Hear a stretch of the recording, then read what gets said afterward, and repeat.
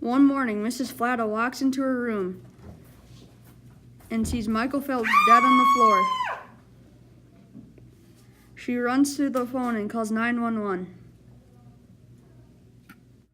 Medical examiner Jack Rittenauer arrives at the scene. He uses the Glasner equation to calculate the time of death. Michael was murdered at 5 p.m. the evening before.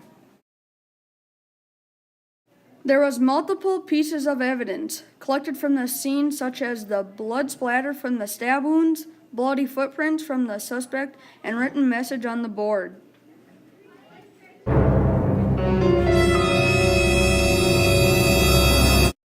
Detective Barth and Berklow arrive at the crime scene. They collected DNA evidence from the victim's fingernails, study blood splatter patterns, measure the bloody footprints, and dust for fingerprints on the markers that potentially wrote the note.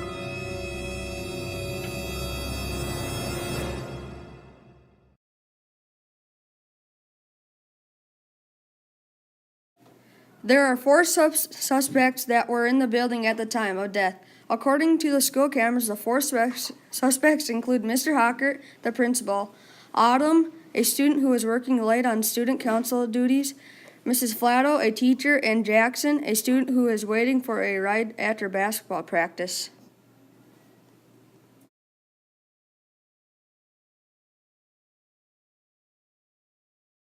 Detectives ran chromatography on the markers and ran fingerprints from the markers. They concluded that Autumn could not have committed the crime.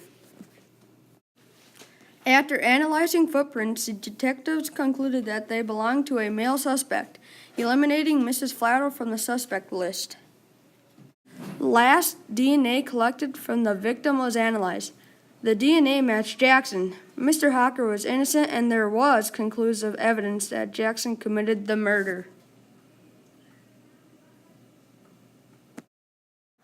Detectives arrested Jackson Cluton with second-degree murder charges for the killing of Michael Phelps and is sentenced to life in prison without parole. On the night of the murder, prosecutors believe that Jackson entered the classroom where Michael was serving detention.